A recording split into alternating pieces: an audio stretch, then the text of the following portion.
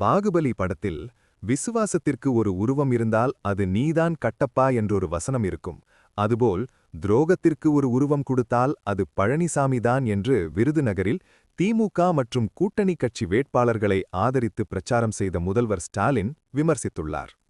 விருதுநகரில் முதல்வர் ஸ்டாலின் பேசியதாவது: திமுகவைப் போல் சாதனைகள் எதையும் சொல்ல முடியாமல் அவதூறுகளையும் தரம் தாழ்ந்த பேச்சுகளையும் நம்பி பருப்புரை செய்கிறார் பழனிசாமி.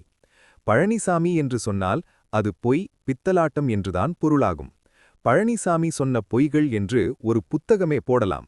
அந்த அளவுக்கு பொய்களை சொல்லிக் கொண்டிருக்கிறார். 5 முறை முதல்வராக இருந்த கருணாநிதியை பற்றி பச்சை பொய்யை பேசிய பழனிசாமிக்கு நான் நெல்லையில் பதிலடி கொடுத்திருக்கிறேன். சங்கி கூட்டணியில் சேர்ந்ததால் அவர்களைப் போலவே வாட்ஸ்ஆப் வதந்திகளை வாந்தி எடுத்துக் கொண்டிருக்கிறார். காமராஜர் மறைவுற்றபோது சொந்த மகனைப் போல் உடனிருந்து இறுதி நிகழ்வுகளை செய்தவர் கருணாநிதி. இது வரலாறு. பழனிசாமி சொன்ன பொய் உண்மை என்றால் அந்த காலத்திலேயே இது சர்ச்சையாகியிருக்கும், பத்திரிகைகளில் செய்தியாகியிருக்கும். ஆனால் அப்படி எதுவுமே இல்லை. தமிழ்நாட்டு காங்கிரஸ் தலைவர்கள் எழுதிய புத்தகங்களிலேயே கருணாநிதியை புகழ்ந்துதான் எழுதியிருக்கிறார்கள். முந்தாநாள் அடித்த காற்றில் முதல்வராகி மக்களால் தூக்கி எறியப்பட்ட பழனிசாமிக்கு இதெல்லாம் தெரியுமா? தப்பு செய்தால் வருத்தம் தெரிவிப்பதுதான் நல்ல மனிதருக்கான இலக்கணம். அதை விட்டுவிட்டு மேலும் மேலும் பொய்களை சொன்னால் பழனிசாமி இன்னும் அசிங்கப்பட்டுத்தான் போவார். இப்போது புதிதாக இன்னொரு பொய்யை சேர்த்திருக்கிறார்.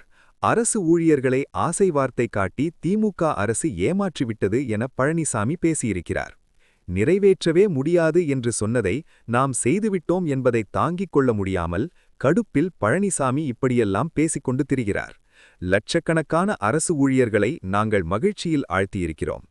அரசு ஊழியர்கள் ஆசிரியர்களை கொடுமைப்படுத்தி கொச்சைப்படுத்தி அவர்களுக்கு தரும் ஊதியத்தையும் இழிவுபடுத்தி பேசிய பழனிசாமிக்கு அவர்களிடமிருந்து ஸ்வீட்டும் கிடைக்காது, அவர்களின் ஓட்டும் கிடைக்காது.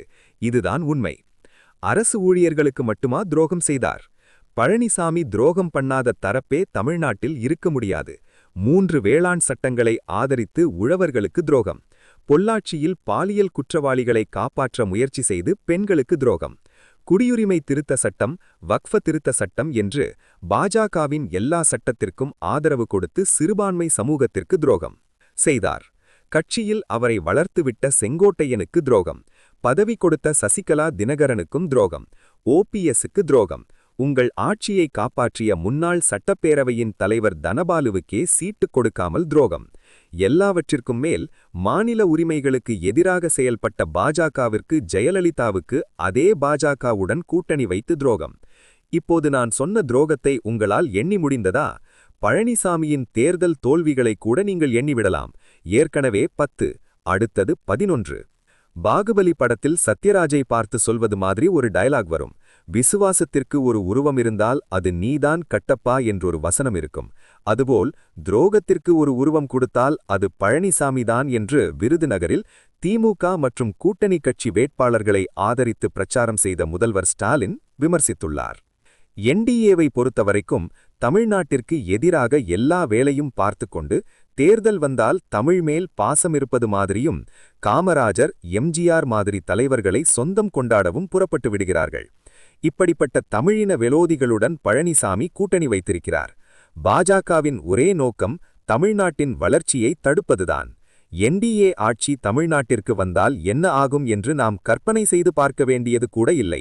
இந்தியா முழுவதும் பாஜக புகுந்த மாநிலங்கள் என்ன கதியில் இருக்கிறது, பாஜகவுடன் கூட்டணி சேர்ந்த தலைவர்களும் கட்சிகளும் என்ன ஆனார்கள் என்று பார்த்தாலே நமக்கு பதில் கிடைத்துவிடும்.